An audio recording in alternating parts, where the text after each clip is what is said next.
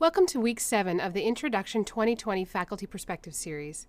Today's roundup of faculty talks will feature faculty from the School of Journalism and Communication, the Department of Indigenous Race and Ethnic Studies, the Department of Earth Sciences, the Department of Biology, and Cinema Studies. In a moment, I will turn the program over to our presenter, Dr. Senyo Ofori-Parku. Before that, though, I'm going to review a few things that are important to keeping you on track to complete introduction. All students watching this program should make time to submit your reflection of this session as soon as we're done at community.uoregon.edu. Your reflections on the individual faculty perspective programs don't have to be long, but we do want you to share what you've learned. Generally speaking, taking time to reflect in this way is a proven way to improve your retention of material, as is a habit of tons of successful students. If you're a student who wants to earn a course credit as part of your introduction experience, you need to select all the faculty perspectives within 2 full tracks plus 4 additional talks and submit reflections on all 20. You'll also need to submit a longer capstone reflection on the entirety of the programs you've watched and what you've learned. Finally, remember our faculty members will answer your questions live on camera in the last segment of this program. Students who are watching in Zoom should use the Q&A feature at the bottom of your Zoom screen to ask our presenter your questions. I'll stop taking up all the oxygen now, and I'll introduce you to the faculty presenter for this session. In today's COVID-19 track, we're joined by Journalism and Communication Assistant Professor Senyo Ofori-Parku, whose research explores environmental health risk communication.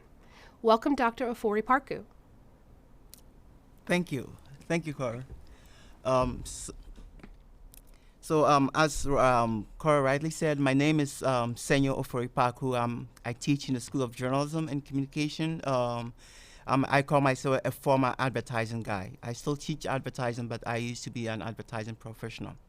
So today, what I would like to share with you is we all know the times are not normal, and as someone who is interested in environmental and then health risk issues, I have been, I'm working on a project which is trying to answer the question, what can we learn from the news media and how they cover COVID? So the question is, what does the news tell us, about COVID-19 in the U.S.? Right. So again, briefly about me. My name is Senyo Ofori-Parku, Assistant Professor, School of Journalism and Communication. I'm also affiliated with the Center for Science Communication Research at the School of Journalism, where we're doing a lot of interesting stuff. So check us out. So here's what I want to share with you. First, I wanted us to talk about what I study and why I study this, how I come to what I do, and then I'll be also talking about where and how I conduct my research, and then we'll jump into today's question. After which I will point out the connection between the things I study and then my teaching as well as community outreach. So overall, I'm interested in studying health risk communication and then issues of sustainability. So that intersection is where I play. That's my research space where I try to dabble in. And then, so this is what it looks like. And for what I do, it's very multidisciplinary, which simply means that I'm drawing from a lot of different disciplines. I'm looking at environmental issues of environmental justice. I'm drawing from social psychology and then human judgment, how people think about things, how they come to make decisions, especially in relation to environment and health issues. And then I do all of this from and to inform communication. So I approach this research from a communicative perspective. I'm a strategist. I believe in storytelling. So that is how I come to this work. So my study, if you're listening to me, you can tell that He's probably not originally from, yes. So I'm originally from Ghana, and that inspires a lot of what I do. So my research is based in Ghana, where I look at, for example, offshore oil production, right? The impact of offshore oil production on local communities, and how local communities are mobilizing to counteract or these impacts, right? So in a nutshell, how do local communities mobilize in the face of environmental uncertainties, in order to take their destinies into their own hands? And I also look at corporate sustainability practices, right? So how these corporations perform their responsibilities. And I've also studied in the Ghanaian context. I've also studied opioid crisis. So opioid is also another global, problem. We know it's a huge problem here in the States and other places. It's also a problem in Ghana. So we've conducted some studies looking at the media's role in placing the issue on the policy agenda, and the media's role in shaping public perceptions, etc. And here in the U.S., I've also studied like HPV vaccine, news coverage surrounding them, and how that helps or hurts this public health concern. And currently, we're working on an NSF, National Science Foundation grants project, which is looking at COVID. And as part of this bigger project, we're studying news coverage. How is what role is news media playing in COVID-19? And in the past, I've looked at smoking risk perceptions. What are the social and psychological predictors of people's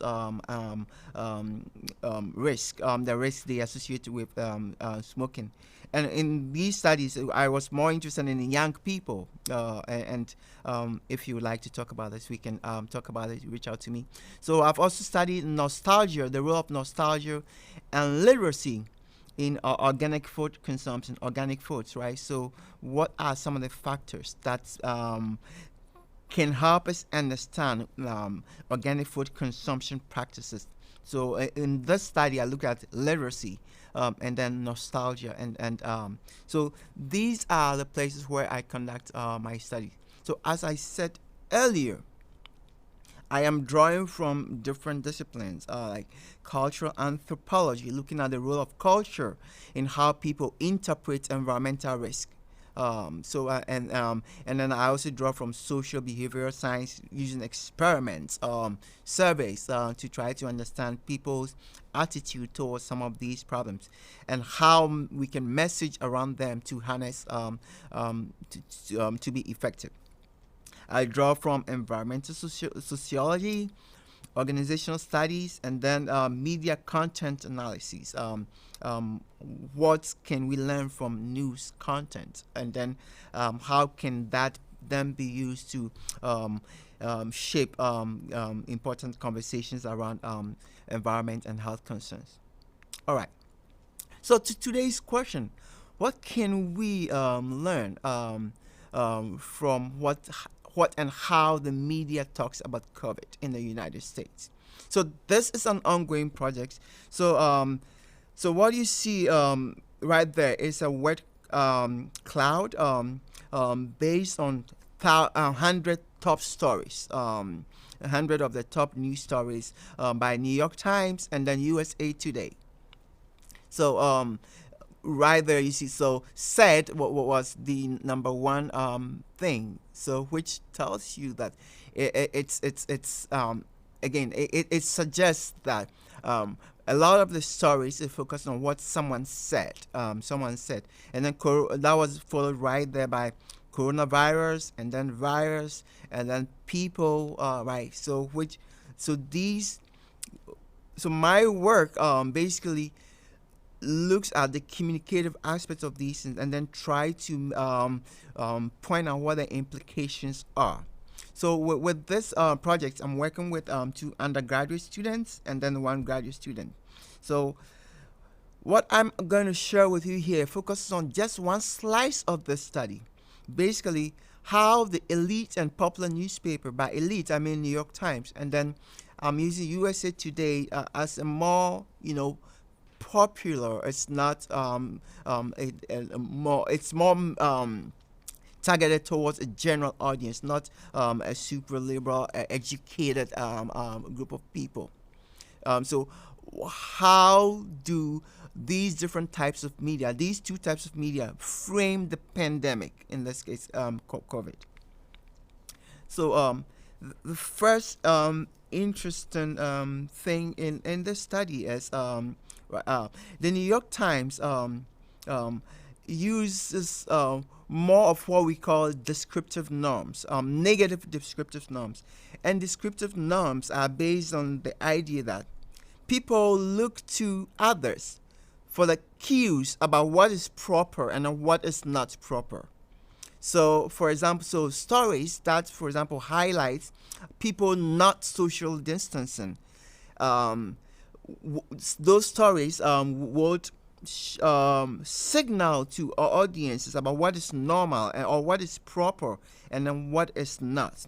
So, in this for this question, I found that the New York Times was more likely to emphasize people not socially distancing, people not using face masks, people hurting people, like, for example, racial minorities being negatively affected, being treated poorly in nursing homes, etc. So these this is interesting, and I'll point out what the implications are, what is probably going on here. So there is a significant difference between the New York Times and the USA Today in how they use negative descriptive norms. And then, so let's look at the flip side, positive attributions.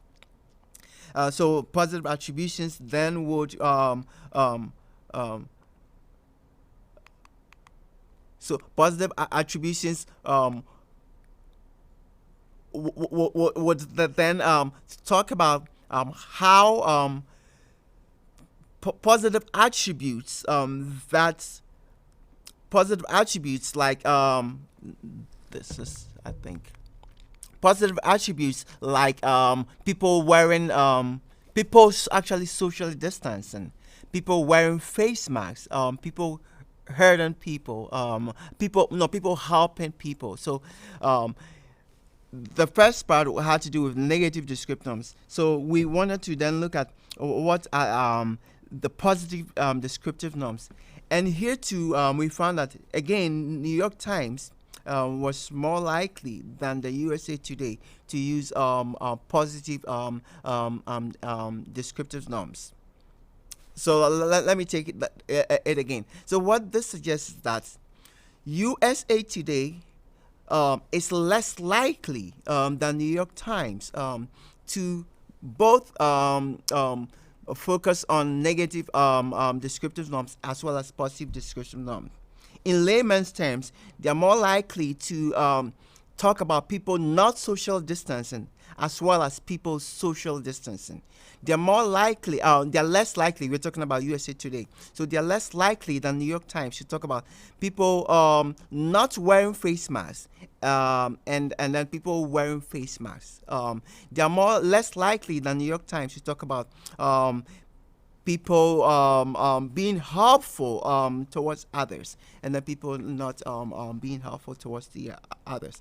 And then this takes us to the last two aspects of this study. So we also found that, again, the New York Times is more has more negative attribution, focus on negative aspects of COVID. For example, increased hospitalization, right? Increased death toll, more infections, people losing their jobs, stocks going down, the negative effects on 401k, etc., or the imminence of recession. And when it came to positive, to they did the exact same thing. So what is going on here is that New York Times seemed to be high on all of these. One, descriptive norms. They were more likely to praise people's positive behaviors, like people who are socially distancing. And then they're also more likely to shame people who were not doing those behaviors. And when it came to what aspects of the issues were being highlighted, the New York Times again is more likely to focus on death toll than the USA Today. So what is going on here? When you dig more into the data, you realize that. So basically, and that's one of the interesting things about research. Sometimes you dig in and then you find out that once you get a result, the reason becomes so obvious. Like, yeah, this makes sense. So the point these data points are making is that the more the news covers an issue, the more likely, in this case at least, the more they covered the issue, the more likely they were to point out the positive attributions and then point out have a more negative attribution. Because the New York Times had a lot more stories than USA Today. And during the Q&A session, if you have any other questions about the other aspects of the project, I will be more than happy to talk to you about that. And so this is just a vignette, a slice of some of my work, my current ongoing work on COVID, and other aspects of the study have looked at debates such as wearing of masks, are they good or bad? Lockdown or bans, are they good or bad? Right. So how is the media shaping the discourse on this issue? So there are a lot more dimensions to this project. So in case you're wondering, what are opportunities? Are there opportunities for me to work with undergraduate students? The simple answer is yes. And as I pointed out, this current ongoing study is being done with 2 undergraduate students and then 1 graduate student. So I provide hands-on experience and mentorship from how to think about the questions that you can ask, how to design the studies, how to collect the data, how to then start digging into the data. And I also offer opportunities for presentation. So when I work with students, I don't just put my name on them, on the projects. The students present. So recently, one of my now former students presented with me a study that looked at the influence of authoritarian orientation on climate change risk perception. So a former student of mine I work with was part of the presentation at a major conference. So yes, there are tons of opportunities to work with, and I work with students based on. Sometimes students have their own research that they want me to work with them on. I do that as well. So how does my overall research feed into my classroom or what I teach in the classroom? As you probably can glean from what I've been sharing with you, I am interested in important public health and then environmental health issues, right?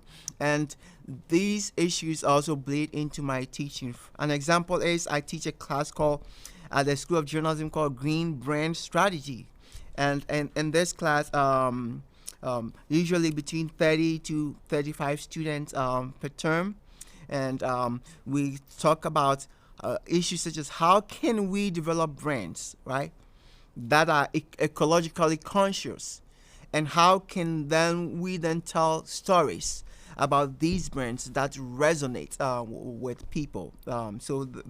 This is I find this question to be very interesting to a lot of students and this generation. Talking about this generation makes me sound like I'm pretty old, but I'm not. And then I also in this class we also look at how can we encourage consumers, for example, to adopt ecologically sound behaviors. And I use ecology in this class more broadly to include both environmental and then health issues. Students have worked on projects like how to promote particular lifestyles, how to promote non um,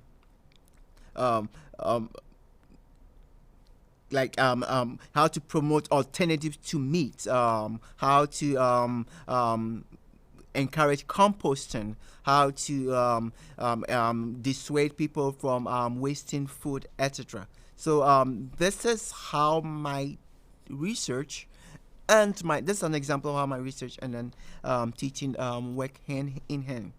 And in terms of community outreach, so for example, 2002, we put together, not 2002, 2 years ago, so which will be 2018, we put together what we call at the School of Journal a super team, which was about 10 students. So we had a group of 10 students who then traveled to Ghana during the term to help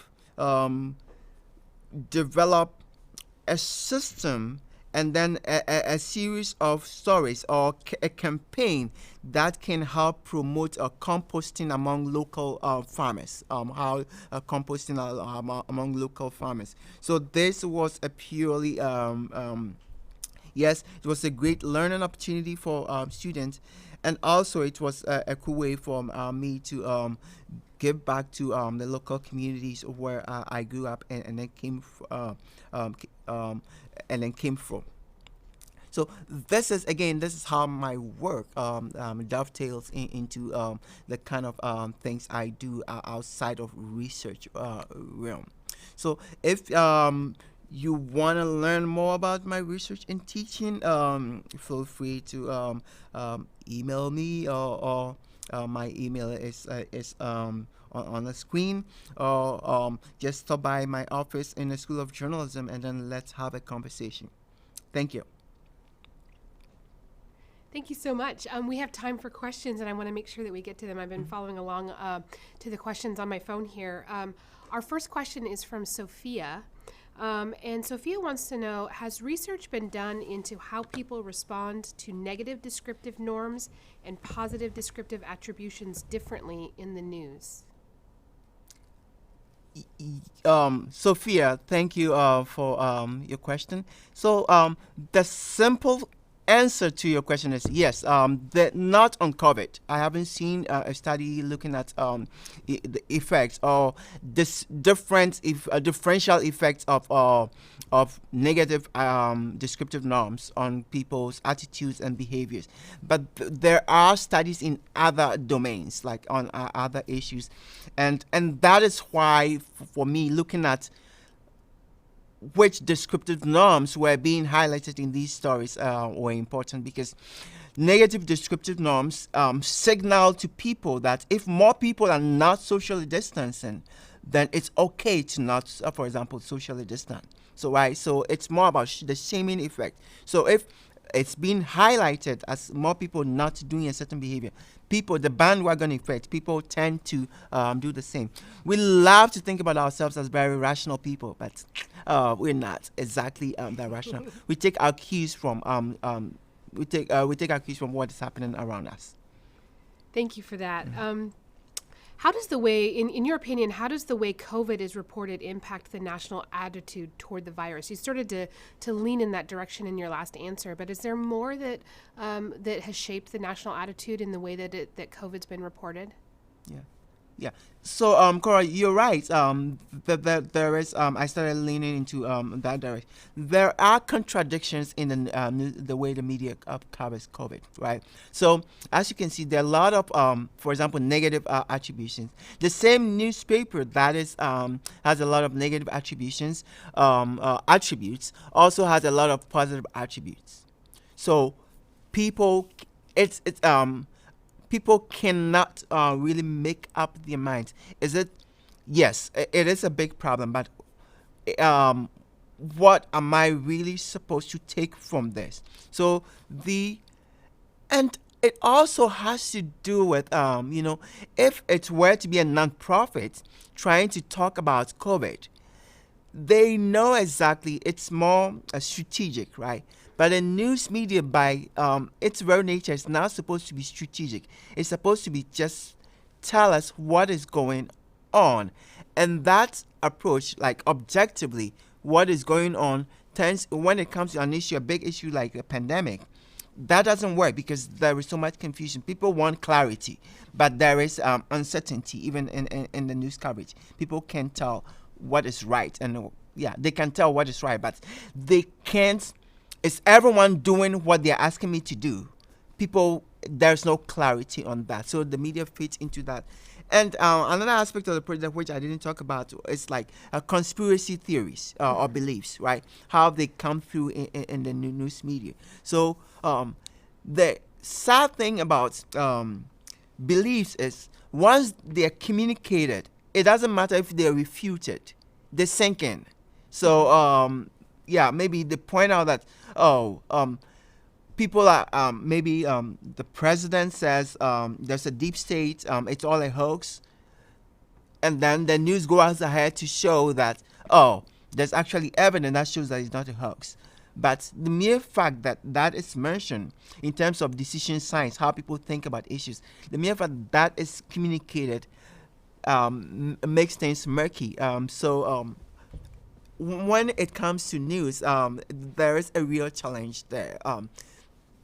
Does it inform or disinform? That is the critical question. So, to wrap that question up, my take would be that we cannot rely solely on the news media to provide direction to shape the discourse on COVID. The interest groups that can do more strategic work need to be more take the front seat in trying to push the messages. Thank you. Do you, one of the things that as I listened to your talk, you mentioned a couple of national newspapers and the difference in the way that attitudes are shaped based on that medium in terms of the difference between the two national papers that you talked about. Are there additional differences in the medium? So if a person is listening to television news, or whether it's a difference between local news and sort of the 24-hour news networks, or whether they're listening on the radio, and which radio stations they're listening to, is there stark differences in attitudes based on those kinds of platform differences as well? So the simplest answer is yes, there are differences. So not in this study, but the bigger projects where we're conducting surveys to look at people's news consumptions and then how that influences or how that correlates to what they think, etc. Yes, there are links between what people are consuming and then what they're thinking. And a couple of reasons explain that. It's not necessarily because, let's say, newspapers are covering the issue differently than television, 24-hour television. Because studies have shown that, for example, New York Times, there's what we call intermediate agenda setting. So the New York Times shapes the agenda of different other medium. So, which suggests that the New York Times is a good window into the media overall, how media overall talks about issues. So but the difference we are seeing in the other data set, the survey data, is more because of selection bias, right? Or selective exposure based on ideological or political lines. So that tends to be the main driver of differences rather than the news content itself. I hope that makes sense, Cora. Yes, it does. Thank you. So this is a great question from a student. What brought you to the UO? Was it your research, or was there something else about the University of Oregon that was appealing in your decision? Yes, so that's a great question. I get asked a lot in my class. That's one of the things I love to talk about, to show that our journeys are never linear. So and sometimes things just happen. The UO was the first place I ever came to in the United States. And so I came straight from Ghana to Oregon, to Eugene, Oregon, and I had never been to the States. And I came because I wanted to work with a particular. I got my PhD at the here at the U of O. So I came as a doctoral, a PhD student. I came here because I wanted to work with one Leslie Steves, who does development communication and development issues. And before I came here, I had not. Let's put it this way: the year before I came here, I had not never heard of Oregon, but here I am, and I'm still here 8 years after, loving it. That's awesome. Thank you. And Dr. Steves is a legend in the School of Journalism and Communication. So do you think the quality of media ethics has been good or poor generally during the pandemic? Yeah, ethics is an important way to think about the covering an issue like a global pandemic, right? Because ethics would suggest that broader values, social values like social justice, human interests, etc., should drive what is covered and how it's covered than any other interest. But we also know that there are commercial interests involved here. So there is an interesting tension between like the ethics. Every journalist would think they are the most ethical when it comes to how they do their work. But to be ethical, to think one is ethical without reflecting on these tensions will be problematic. So, are the media ethical in being in how they cover it? That's a big question. I would take a step back and then put it this way. There are other interests that shape how media cover the issues beyond their ethics. For example, eyeballs. It's an eyeball business, right? So getting people to tune in. So there's a lot of sensationalism. There's a lot of putting the news on a loop, right? Cable TV, talk about cable TV. And all of those tend to conflate what is important and what is not important. In your looking at it, how do advertisers influence the way that some stories are covered? You know, because the media, it is a business, right? So profits are important, and media get their profits, generally speaking, from advertising. Mm-hmm. So how, in your opinion, does advertising how do advertisers shape some of the news? Is that dependent on a platform or a particular, I think of the sort of conservative versus more liberal media companies? So, as an ad guy, I mean, and this is a great question. And I also teach a class called media planning, which basically looks at how do we decide where to place the ads, right? So, and then that gets right into that question. So, the way we plan is you're looking at the demographics of the audience. So the way brands or advertisers choose the platforms, they're not thinking about is it a conservative media or not. They're thinking about who do we want to reach. Yeah, if my audience is conservative, then of course I'm going to choose a conservative media platform and then place my ad there. To connect the role of advertising to COVID-19 news coverage, that's very interesting. So brands, again, have so much power in this domain in that, for example, by voting to place ads on certain platform versus not place their ads on certain platform due to certain unethical coverage of news, they are shaping responsible journalism. For example, brands have withdrawn from certain platforms, certain news platforms, because of certain outrageous claims that were made during the COVID. So that is the kind of power advertising can have on the news coverage. But unfortunately, there's a flip side where most often than not, it's just about the eyeballs. So if the ratings go up, then you have more dollars coming in terms of advertising revenue, and the price goes up.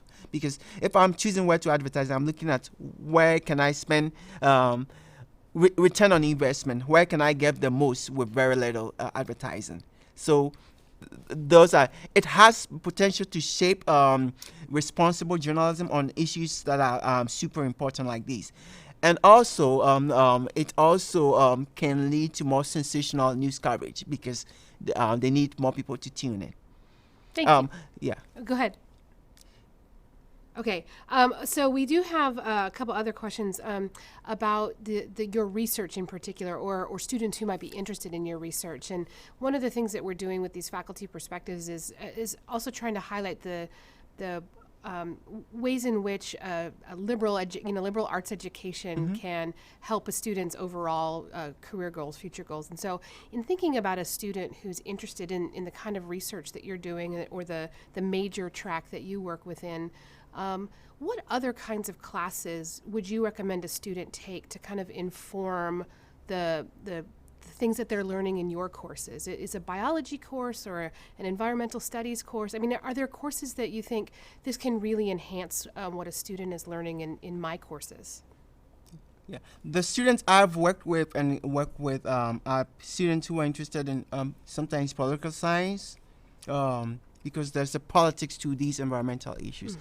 Students taking classes in environmental studies or environmental sciences, international studies, because I do other international dimensions of these issues, and then psychology is a very, very important piece of this area. So these are the areas outside of School of Journalism. These are the areas where students who are interested in these issues would love to, or I would encourage them to take a few classes to give them a more rounded view of these issues.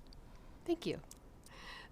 Okay, so you mentioned how students can get involved in your research, and that's a question. Undergraduate students, how can they engage with your research? You mentioned maybe sending you an email. Are there other ways that a student can connect with you on perhaps engaging with the research that you're doing? Yeah, I'm still putting together my website. It's been in the works forever, so that is not up yet. So the email is the easiest way to reach me, and also you can look at some of the work I've done on the School of Journalism webpage to see if something excites you, and then we can definitely have a conversation based on those interests. Yeah. Awesome. Okay, so last question for you. You mentioned coming from far away, and coming to Oregon was the first time that you knew about Oregon, and the first time that you'd been in the States. We have students who come from all over the country, all over the world. What's one tip or piece of advice that you would give to a student who's coming from far away to the University of Oregon?